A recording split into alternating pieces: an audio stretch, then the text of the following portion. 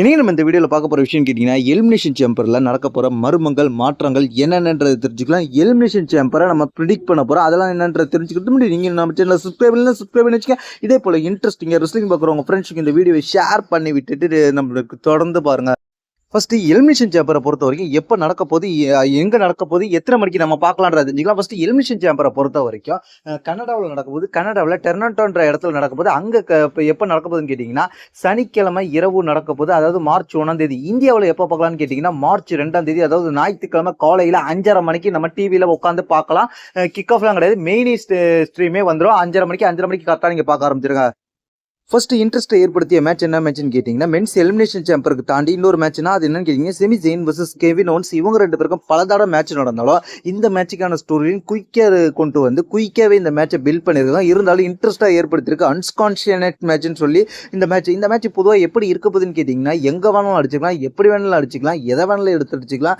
No interface வந்தாலும் இந்த மேட்சை தடுக்க முடியாது. நோ ரூல்ஸ் அப்படின்ற மாதிரி தான். குறிப்பாக சொல்ல போனால் ஸ்ட்ரீட் ஃபைட் எப்படி இருக்குமோ அந்த போல தான் இந்த மேட்சை பிளான் பண்ணியிருக்காங்க. அதனால இது ஒன் ஆஃப் த பெஸ்ட் மேட்சா இருக்கிறதுக்கு வாய்ப்பு இருக்கு.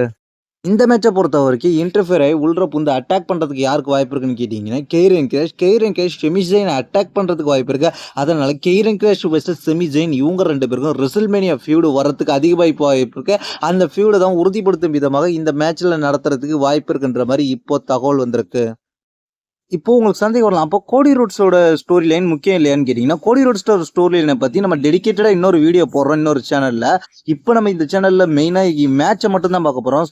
அந்த மேட்சை பற்றி பார்க்கக்குள்ள இன்னொரு மேட்ச் முக்கியமான match men's elimination chamber match. Men's elimination chamber மேட்ச்சில் யார் இருக்கான்னு கேட்டிங்கன்னா Seth Rollins, Drew McIntyre, John Cena, CM Punk, Logan Paul, Damian Priest, கிட்டத்தட்ட 6 பேர் இருக்காங்க.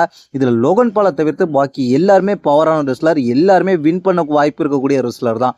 லோகன் பாலை பண்ணிட்டு ஏன் நான் நீக்கியிருந்தேன்னு கேட்டிங்கன்னா லோகன் பால் வந்து இப்போதைக்கு வின் பண்ணுறதுக்கான ஸ்டோரி லைனில் கிடையாது. அவர் இருந்தாலும் அவர் ஒரு டேலண்டான ரெஸ்லர். லோகன் பாலை பொறுத்த வரைக்கும் என்ன பண்ணுவாங்கன்றத அடுத்து சொல்கிறேன். இந்த இதில் யார் இன்டர்ஃபியர் ஆகிறதுக்கு வாய்ப்பு இருக்குன்னு கேட்டிங்கன்னா இந்த இடத்துல ஓடிசி இன்டர்ஃபியர் ஆகிறதுக்கு வாய்ப்பு இருக்குது.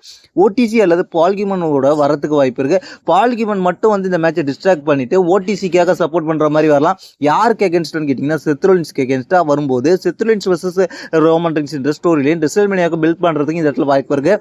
இதை தவிர்த்து வேற யாருக்கா வாய்ப்பு இருக்குன்னு கேட்டிங்கன்னா ட்ரூ மெக்கன்டைர் வந்து ஹீல் டர்ன் பண்ணுறாரு. அது மட்டும் இல்லாமல் ட்ரூ மெக்கன்டைருக்கும் டேமியன் பிரிஸ்டுக்கும் ஃபீடு இருக்குது. அது மட்டும் இல்லாமல் ட்ரூ மெக்கன்டைருக்கு எல்ஏ நைட்டுக்கும் இப்போ சமீபத்தில் ஃபீடு வேறு போயிட்டு இருக்கு. அதனால ட்ரூ மெக்கன்டைருக்கு எகென்ஸ்டாக கூட எல்ஏ நைட்டு வரலாம். இந்த மேட்ச்சில் யாராவது ஒரு ஆள் அல்லது 2 ஆள் இன்டர்ஃபியர் இருக்கிறதுக்கு 100% வாய்ப்பு இருக்குது. எல்ஏ நைட்டு கூட வரலாம் அப்படின்ற மாதிரி எதிர்பார்க்கப்படுகிறது. அதனால் இந்த மேட்சை பொறுத்த வரைக்கும் இன்டர்ஃபியர் இருக்கிறதுனால சில பேர் குயிக்காகவே எலிமினேட் ஆகிறதுக்கு வாய்ப்பு இருக்குது. ஏன்னா அவங்களால ஸ்ட்ராங்கஸ்ட் கண்டஸ்டன்ட்ன்றதுனால எலிமினேட் பண்ண முடியாமல் இருக்குன்ற காரணத்துக்காக இதை மாதிரி இன்டர்ஃபியராக வச்சு எலிமினேட் பண்ண இப்போ வாய்ப்பு இருக்கு. அதுக்கப்புறம் பார்த்தீங்கன்னா லோகன் பால் சும்மா இல்லாமல் லோகன் பால் தன்னை யாராவது தாக்கிட்டு போகும்போது அவங்கள லோகன் பால் எலிமினேட் பண்ணுறதுக்கு வாய்ப்பு இருக்கு.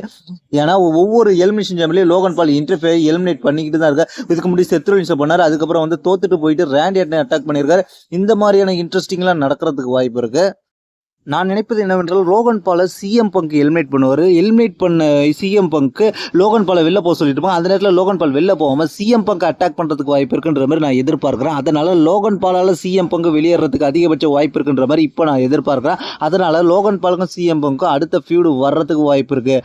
அதுக்கப்புறம் பார்த்தீங்கன்னா என்ன நடக்க போகுதுன்னு கேட்டிங்கன்னா இதில் பார்த்தீங்கன்னா ஜான் சீனா என்னை பொறுத்த வரைக்கும் ஜான் சீனா வின் பண்ணுறதா நான் எதிர்பார்க்குறேன். ஏன்னு கேட்டிங்கன்னா கோடி ரோட்ஸ் வந்து இப்போ வந்து எலிமினேஷன் சேம்பருக்கு முன்னாடி என்ன பண்ணுவார், ராக்கோட ஆஃபரை அக்செப்ட் பண்ணுவாரா மாட்டார்ன்ற ஒரு கேள்வி இருக்கு.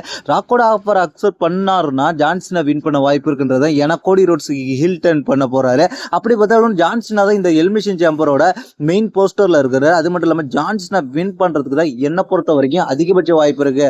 அதனால ஏன்னா செத் ரொலின்ஸுக்கு ரோமன் ரெயின்ஸுக்கு ஒரு ஃபீடு வரதுக்கு வாய்ப்பு இருக்கு. ரோமன் ரெயின்ஸ் வந்தா அதுக்கப்புறம் எல்ஏ நைட்டுக்கும் ட்ரூ மெக்கன்டைருக்கும் போயிடுவாங்க.